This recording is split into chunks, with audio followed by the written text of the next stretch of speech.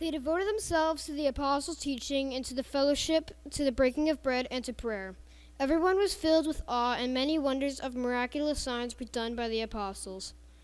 All the believers were together and had everything in common, selling their possessions and goods. They gave to anyone as he had need. Every day they continued to meet together in the temple courts. They broke bread in their homes and ate together with glad and sincere hearts, praising God and enjoying the favor of all the people. And the Lord added to their number daily those who were being saved.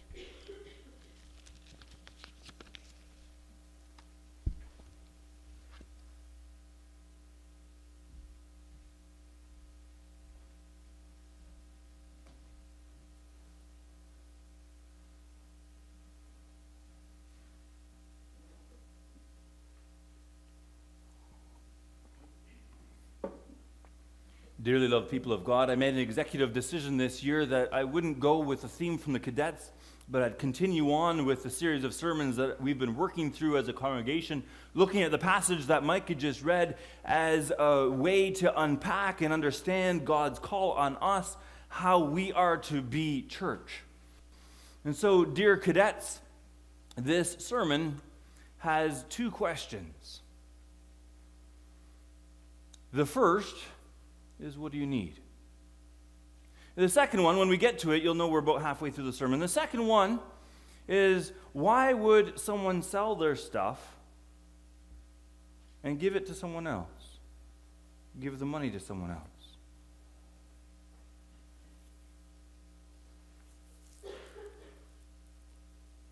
And that comes out of our text, right?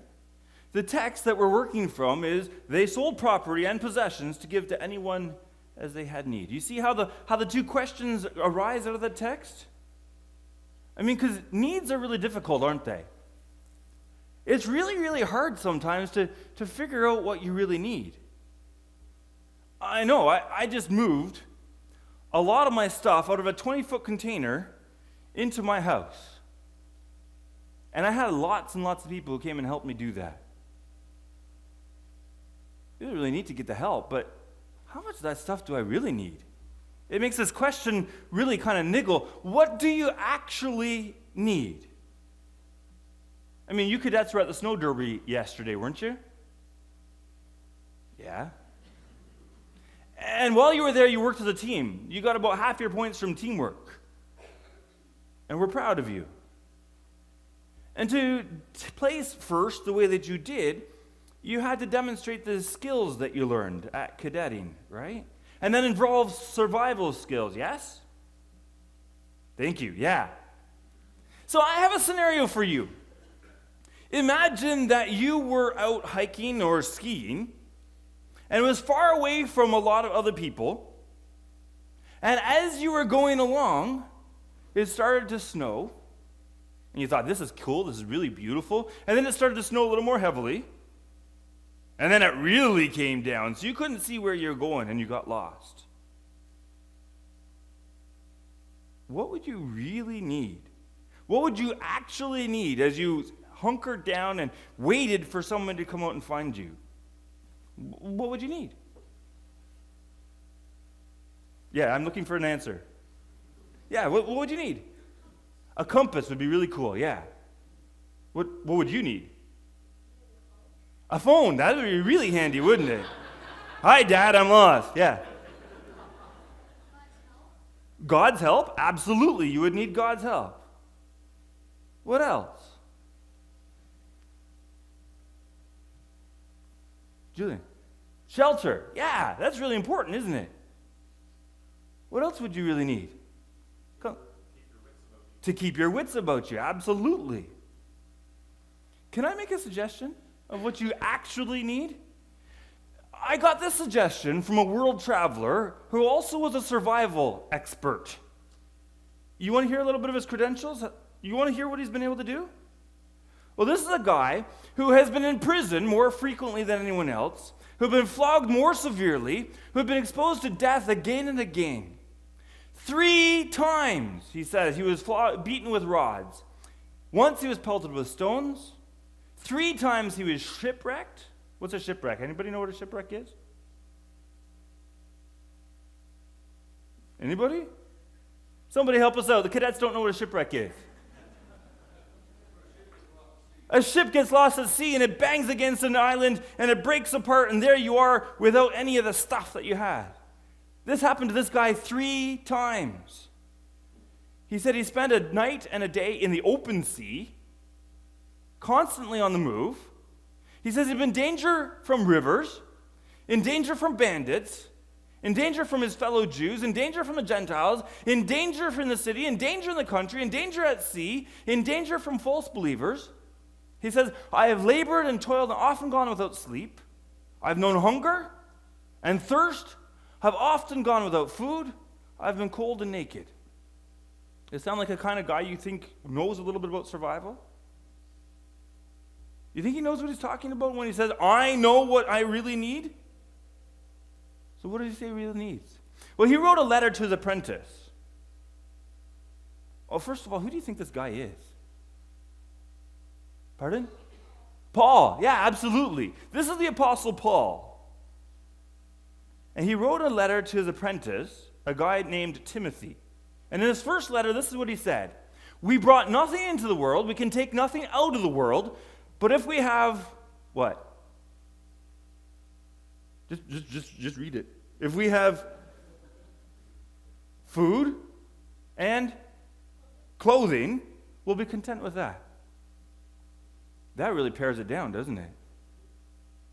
If we have food and clothing, we can be content with that. Think of all the other stuff that we have. But think of our scenario as well. You're out hiking, you're in the snow, you get lost. Wouldn't food be handy in that situation? Warm clothing, adequate for the temperatures, adequate for that'd be handy. And with that, probably you could hunker down. Though I agree with the person that said shelter. Paul lived in the Mediterranean. It's usually that much warmer there. And so when we get this far north, probably shelter is a really important thing, or at least a source of heat. Your fire building skills would come in really handy in that situation, wouldn't they? So food and clothing.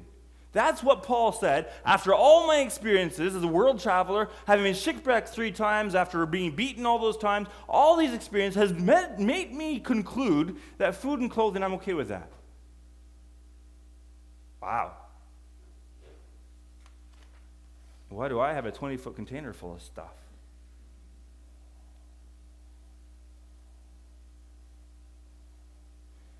And yet, it happens in our area, right here in Tillsonburg, that there are people who don't have enough food and who don't have enough clothing. And so this is what happens, is that this congregation cares about that kind of stuff. And so the young people at Christmas time gathered a bunch of other people from the congregation and said, here, come with us. We're going to go and help the Salvation Army pack these hampers so that people who don't have enough food, don't have enough clothing, will get this stuff for Christmas. And you know who heads that stuff up among our congregation? It's the deacons. They are people who aren't supposed to do all the work of helping those that don't have enough food or clothing. They're supposed to facilitate, to help the whole congregation help people who don't have enough food or clothing. And they're working on that. And they're getting better at it. Of letting us know what situations there are and bringing the help there so that people in Tillsonburg and the surrounding areas and beyond that don't go without food and clothing and other stuff that they need. But that's the responsibility not just of the deacons, that's your responsibility. That's the church's responsibility to take care of those that don't have enough food, don't have enough clothing. And if you recall our text, that's what the church was doing. They would sell their possessions and property and give to anyone as they had need. And we kind of defined what a need was, right? It's when you don't have food or clothing. But now I want to go to my next question. Why would somebody sell their property? Why would somebody sell their possessions and give that to somebody else? What would motivate somebody to do something like that? Because that's not normal in our culture. That you sell something that belongs to you and give for somebody else. We kind of like to hang on to our stuff, don't we? It's even a stretch for people in the church. We wouldn't really quickly sell our stuff to give to somebody else, would we? Would you sell your possessions and your property if you were hungry? What do you think? Let's say if you were really, really hungry. Would you sell your possessions then? So that you'd have money to buy food for yourself? Food for the people that depend on you? Yeah, probably at that point we probably would, wouldn't we? It's either sell the stuff or go without food. And here's where the challenge comes, right? Jesus' call to us as his followers, God's call to the people that he created in his own image, is to love your neighbor as yourself. So if you're willing to sell your possessions, willing to sell your property so that you get enough to eat, and you love the guy beside you as much as you love yourself, then if he's hungry, what does that call you to do? To sell your possessions and your property so that the guy beside you has enough to eat. Wow. Who knew that discipleship was that radical? Who knew that that call was so big on our lives that we would give up our own stuff so that our neighbor could eat as well? So that our neighbor would have a place to live. That's not something we're easily able to do, is it? We don't find this easy to do. And so we fall short of God's commandment here to love our neighbor as ourselves. We don't quite make it up to that standard. And even those times when we manage to do something in that direction, we become so proud of it, and we kind of want people to notice that we've done this, that there's some selfishness and some pride mixed in with the good stuff that we did, so that even that doesn't quite make up to the mark. And we fall short of what God has called us to do, what God has called us to be. You know what the big theological term for that is? Sin. When we don't live up to what God calls us to do, that's called sin. And you know what the punishment for sin is? The punishment for sin is death. And God, in his justice, God in his righteousness isn't going to let sin go unpunished.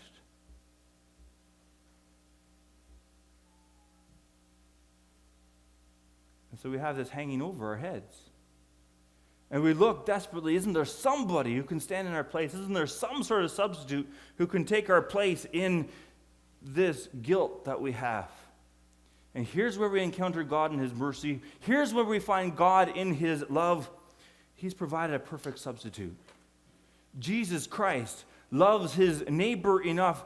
Jesus Christ loves you enough to save us from sin, to take the punishment that we deserve, to take the death that we deserve, and let us go free. God in Jesus Christ is willing to forgive us the millions that we owe him to let us go free. And he saved us from this life of selfishness, from that life of pride, for a life of helping other people, for a life of loving our neighbor as ourselves. And this passage in Acts chapter 2 is a demonstration that this is at work within the church of Jesus Christ. It was at work in the church then, it's at work in the church now. That they, that is the believers, the followers, the disciples of Jesus Christ, sold property and possessions and gave to anyone as they had need. That they were transformed. Something before they were not able to do, now because of what Jesus has done for them, they are willing and able to do that for the people around them. And so they actually did that. They'd let go of a piece of property, they'd sell it, and they'd give that proceeds so that other people's needs were met.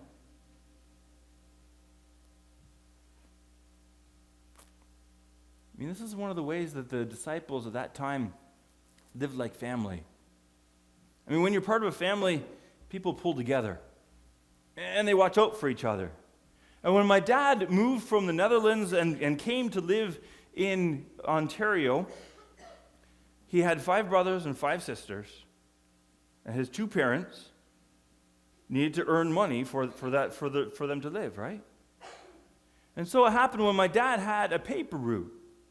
And he delivered the newspapers every single day, and he collected the money afterwards. What do you think he had to do with that money? He wasn't able to go buy candy for himself. He had to give that money to his dad so that they could use that to put money on the table, or food on the table.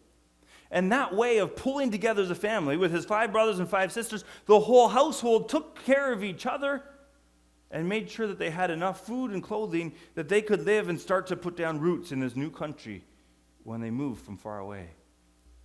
That same family atmosphere, that same attitude of taking care of one another existed in the church, because the disciples who followed Jesus had always had that. As followers of Jesus, the 12, the 13 of them, they took care of each other's needs.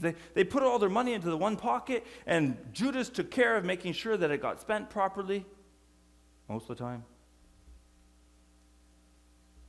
And so when the church started to grow after Jesus ascended and went to glory, even when they went over 3,000, even when they went over 5,000 members, they still kept looking after each other, because they said, we are the family of God. And if anybody has needs, we're going to take care of them together, even if we have to give up property, even if we have to give up possessions to do that. And we, as Jesus followers now here today, led by the deacons, are called to keep on treating each other like family, to keep on taking care of each other's needs.